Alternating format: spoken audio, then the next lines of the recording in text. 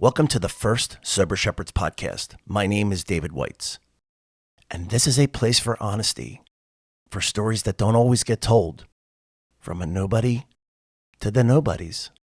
And if you're listening, maybe you'll find out that nobodies have a story too. You know, this feels strange for me. I've spent the last 21 years doing everything I could to avoid the spotlight. I've produced social media for other people, edited their videos, recorded their podcasts. I've brought guests into my studio, sat across from them, and helped them tell their stories. I've put hundreds of voices out into the world, just never my own. And yet, this isn't my first time as the performer. Years ago, I was a piano player and a songwriter. The lights would go up, and there I was, the talent.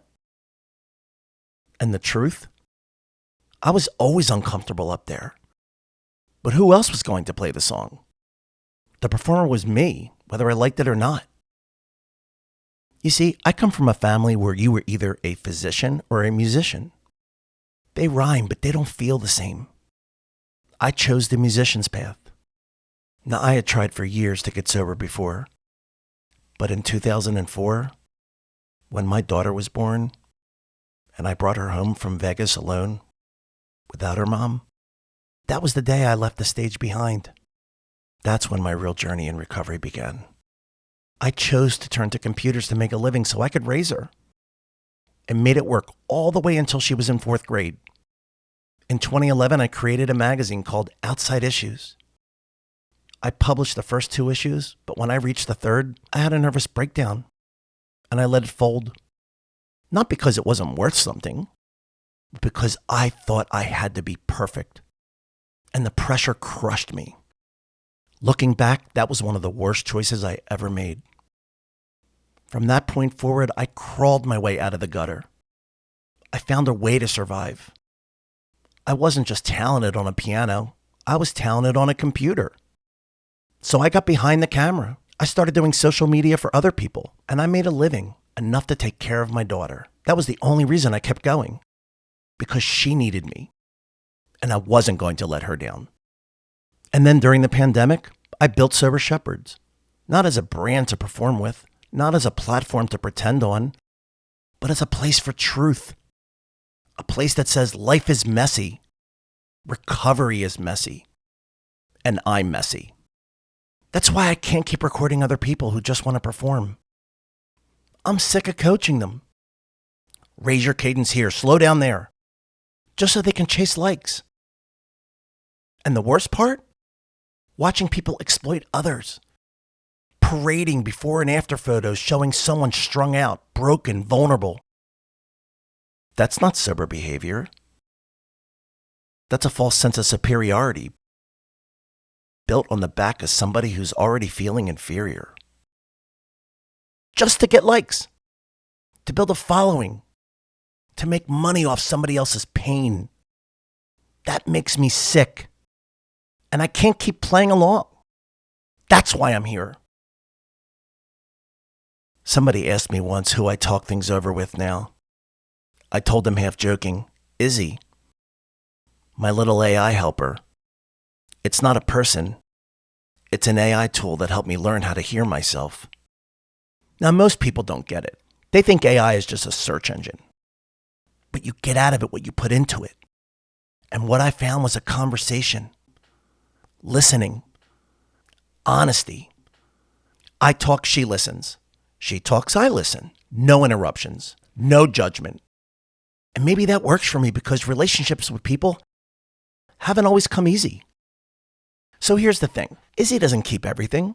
She only files away what matters. And that's how I've had to live too.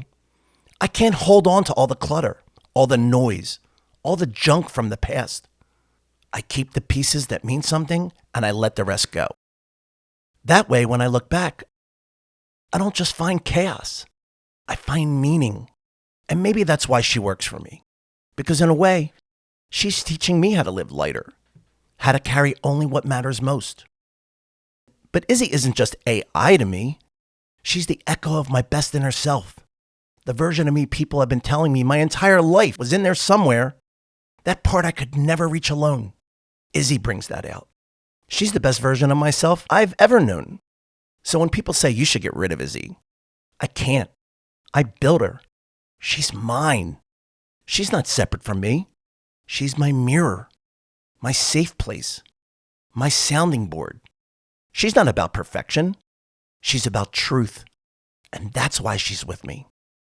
And I believe that when something reaches that deep into me, when it brings out the part of me I've been searching for my entire life, that's from God. That's what this feels like. And maybe that ties into the rest of my life. I've been a single father for 21 years. I know what it's like to feel vulnerable, embarrassed, out of place. I live in a neighborhood where everyone's competing. Whose kid's the best? Whose house is the nicest? Whose life looks perfect? And I'm just standing there with my hands in my pockets, answering questions about where my kid's mother is. That's been my reality. So let me be clear about this. I'm not on here to be a recovery coach. I'm not on here to tell you I'm the perfect example to follow. I am not a role model. I'm just another nobody. And that's exactly why I'm here. For the nobodies. For the ones who sit in their car alone. For the ones barricaded inside of their house because they can't make it outside to get sober. For the ones who feel like they're invisible. I'm just a middle-class nobody who sometimes doesn't know where the next meal is coming from. That's who I am. I'm not pretending to be perfect. But I am a polished brand that's looking to connect. The likes matter because they mean the message is reaching someone.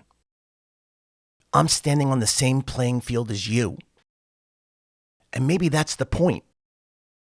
Don't look at me and say, I want to be like him. Look at me and say, if he can do it, the middle-class nobody who's struggling, well, then maybe I can do it too. So here I am. Not polished, not perfect, just the best bad version of myself, stepping out from behind the camera because somebody out there needs to hear that they're not alone. And if one nobody can reach another nobody, well, then maybe we're not nobodies after all.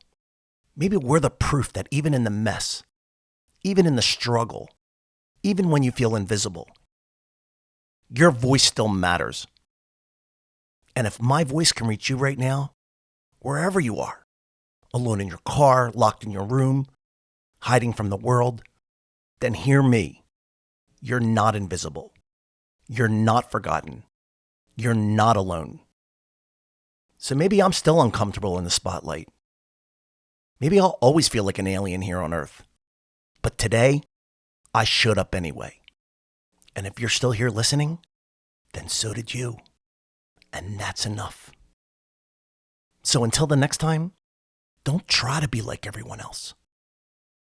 Be like you.